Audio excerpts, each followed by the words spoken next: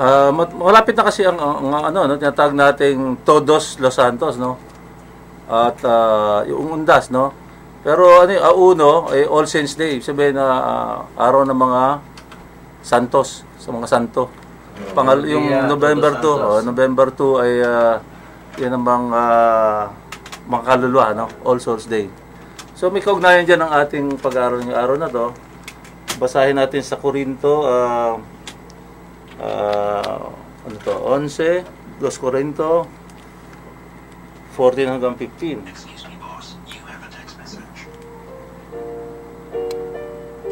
Asa na ba ito? 11.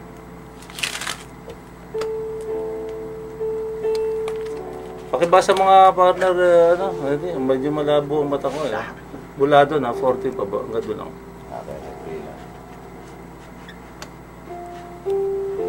Okay, buksan po natin sa ating Biblia ang 2 Korinto 11 sa talatang 14. Ayan.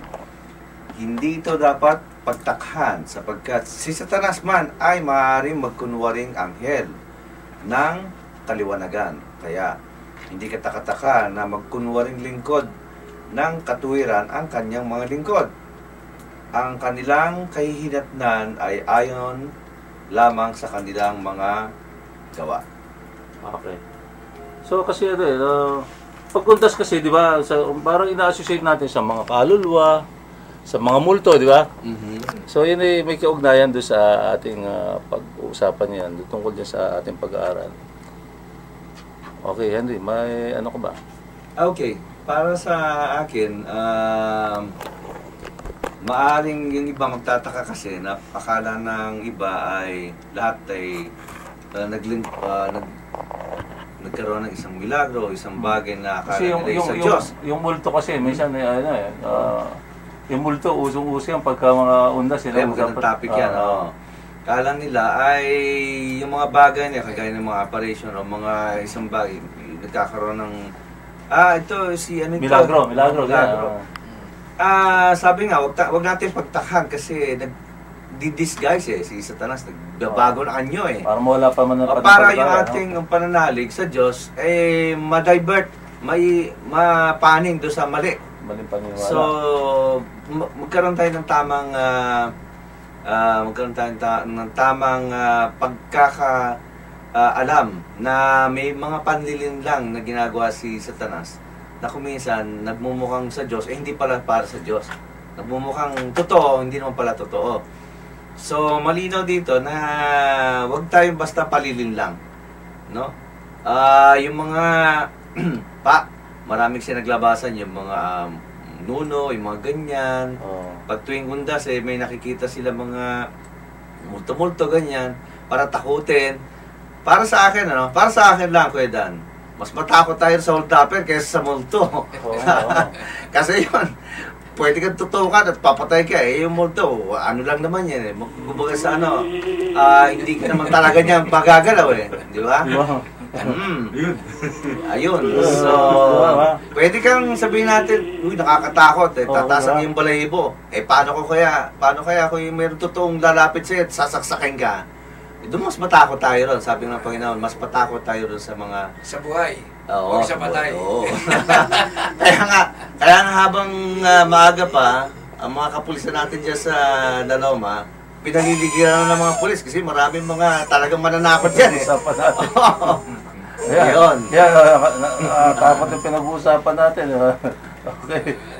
Meron na maaligid-aligid dyan sa labas, ano ba? Oo. Maraming Satanas doon. Ito yung panahon na inaalala natin yung mga lumipas na mga na mga mahal natin sa buhay, di ba? Pero dito, meron siyang Todos Los Santos ngayon, araw ng mga santo. Meron ding araw ng mga patay, di ba? So, ibig sabihin yung mga araw ng... Sabay na santo, tsaka yung patay. Oo, magkasunod, di ba? So, anyway, kasi lahat na ng araw na ng buhay, di ba? Oo, sige. Ikaw, classmate. Minsan sa isang taon yan, siyempre, kailangan bigyan natin ng kaukulang pansin ng ating mga mga yumaong kamag-anakan o anuman, at saka yung mga santo na na pumanaw rin, na naglingkod bilang mga santo talaga, na malinis ang kanilang nagawang magandang gawain sa kapwa. Katoto. Okay. Mayroon akong sinaliksik, ano? At yung tanong na, mayroon nga bang multo? Diba? Ang sagot sa tanong na ito ay depende kung ano ang pakahulugan natin sa mga terminong multo. Ang multo ay nangangahulugang ghost, di ba? Ghost. At kung ang pakahulugan dito ay spiritual na nilalang o spirit beings, ang sagot po natin ay meron pong multo. Subalit kung ang pakahulugan sa multo ay ang espiritu ng mga taong namatay na, ang sagot po natin ay malaking hindi. Ipinaliliwanag ng mga banal na kasulatan na sadyang mayroong mga spirit beings, no? Na maaaring ito ay masama o di kaya naman ay ito ay mabuti. Subalit hindi po paniniwalaan sa banal na kasulatan ang ideya na o paniniwala na mayroong mga patay na bumabangon upang magmulto, no? Hindi yung parang multo na yung nakabihis, no? Kasi ang spirit walang damit. Wala. Hindi mo nakikita. At saka energy siya, no? So ayan, nakatakot, ha. Maliwanag na pinahayag sa mga banal na kasulatan. May kilabutan ako. Parang kaboses ni W40. Maliwanag din pinahayag sa mga banal na kasulatan ng mga spirit beings ay kasalukuyang nagkakaroon ng kaugnayan sa mundo nating kinaroroonan. Ito ay yung mga anghel at mga demonyo, no? Yan yung mga spirit beings. Yung demonyo, yung mga dating anghel din yan, no? Ang mga anghel ay mga matatapat na naglilingkod sa nag-iisang Diyos na makapangyarihan sa lahat. Ang mga demonyo naman ay mga dating anghel na nagrebelde laban sa Diyos. Ang mga demonyo ay masasama, mandaraya at mapanira, samantalang ang mga anghel ay mabuti, banal at matapat na naglilingkod sa Diyos. So yun binasa natin kanina, no? Tungkol doon sa Corinto, fallen angels. So mayroon din kakayahan ng mga demonyo na magsamulto upang kanilang palabasin na sila ay mga kaluluwa o espiritu ng mga patay na muling nagpakita o nagbumulto, no? Ang isang mga halimbawa, pagsanib ng masamang espiritu na sinasabi doon sa Marco 5, 1:5, di ba? May text message ka, partner siya, multo yata. Okay. Ay ano ra bang nangyari kapag namatay ang tao? Sabi rito, nakatakda sa ating mga tao mamatay na minsan, no? Sa Hebreo 9:27, ang katawan natin ay binubuo ng mga sangkap at kapag namatay tayo, ang mga sangkap na ito ay mayroong patutunguhan ayon sa paliwanag ng Biblia. May patutunguhan talaga, no? Ang katawan ay binubuo ng tatlong mahalagang sangkap, ang katawan, ang kaluluwa at espiritu. Ayon sa Thessalonians 5:23, no? At sinabi diyan na at pakabanalin kayo ng lubos ng Diyos din ng Diyos din ng kapayapaan at ang inyong espiritu at kaluluwa at katawan ay ingatang buo at walang kapintasan sa pagparito ng ating Panginoon. Marami pa tayong maririnig dito bukas, sa 6 to 7 namin, no? Dun sa aming programa, Tinig ng Katotohanan, dun tungkol sa espiritu at kaluluwa. Mahaba ang aming magiging discussion tungkol dito para maintindihan natin bilang tao, na tayo. Yung iba kasi ang alam nila, yung kaluluwa at espiritu ay isa. Hindi po. Maghiwalay po sila.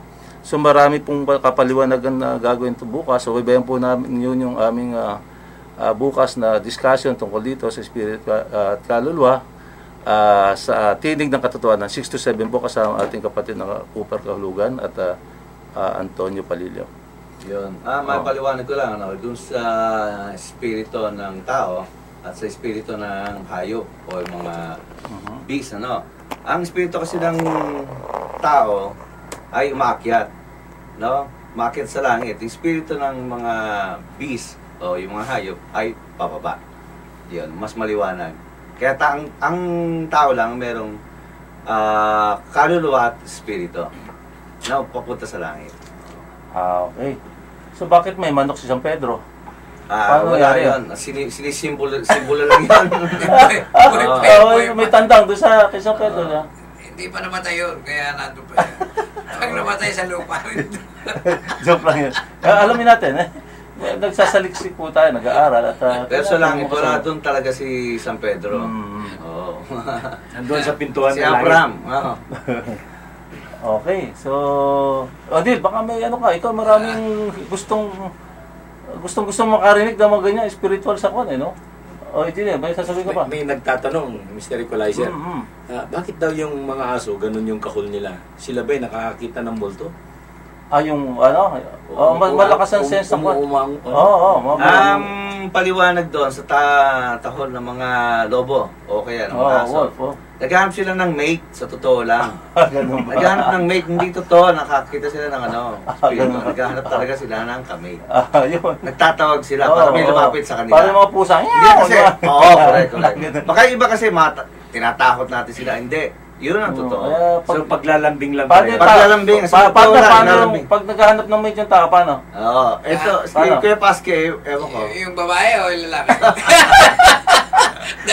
Baka kung saan tayo makapunta. Okay. At yan po na ating pag-aaral ngayong araw na to. At sana po kung nagkasala po kami, patawarin niyo po kami. Okay. At gusto lang po namin na magkaroon ng konting pagpapalo tungkol sa undas. Now there's another reason to fall in love with Novelino. New Novelino Light. Same sweet taste with less calories. You'll fall for more. My love is sweet. My love is right. My love. Your love. Our love, Novelino. My wine and only Novelino. Drink moderately.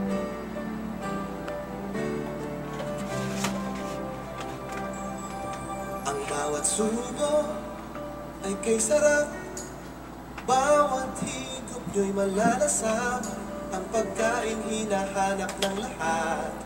Mananapig ka hanggang sa huling kagat. Wala kang bitin, rice all you can. Parang fiesta ang treat sa atin. Laging bago ang lahat ng ihahain. Chicken inasal, ang sarap kainin. Mang inasal ang paborito ko. Paborito mo, paborito nyo. Mang inasal ang gustong-gusto ko. Gustong-gusto mo, gustong-gusto nyo. Mang inasal ang hinahanap ko. Dahil sa bawat kagat, huling-huli ang sarap. Okay, isang awitin natin na na-compose. Ang awiting Tayo Na Ba? Inahandog din natin yan kay Dica Fuentes ng Alimor at ang kanyang mga kasama dyan, kay Rosal Bono ng Antipolo. At higit sa lahat, yung ating kakonekta rito, si Rainbow Angelo, medyo absent siya ngayon. At kay Rhea Valera and family. Okay? Hindi, iba yun.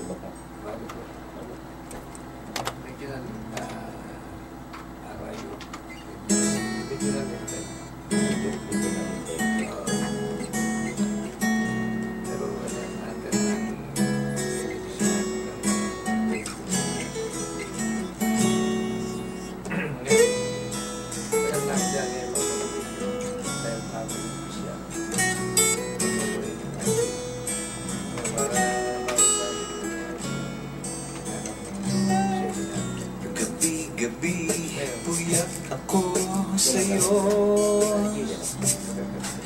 Malalim ang haibag ng mata ko. Saan ka napunta? Di ka nagpaalam.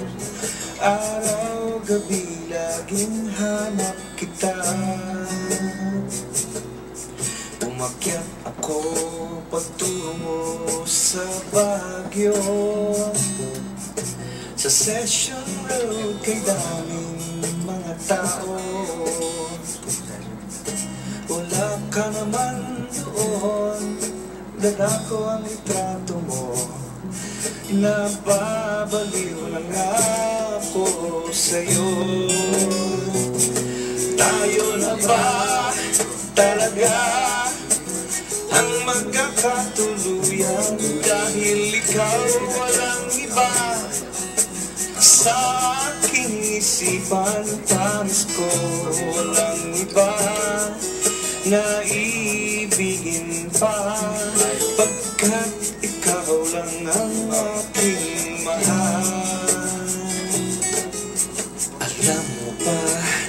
miss na kita. Sa Valentine sana'y ka-date ka na. Tatlong rosas sa puso, isang pag-ibig ko. Isa ka lang tunay sa buhay ko. Tayo na ba talaga ang magkakatuluyan? Dahil ikaw walang iba sa aking isipan. Halos ko walang iba na ibigin pa, pagkat ikaw lang ang aking mahal. Tayo na ba talaga ang magkakatuluyan? Dahil ikaw walang iba sa aking isipan. Halos ko walang iba na ibigin pa, pagkat ikaw lang ang aking mahal. Tayo na ba talaga ang magkakatuluyan? Dahil ikaw walang iba sa aking isipan.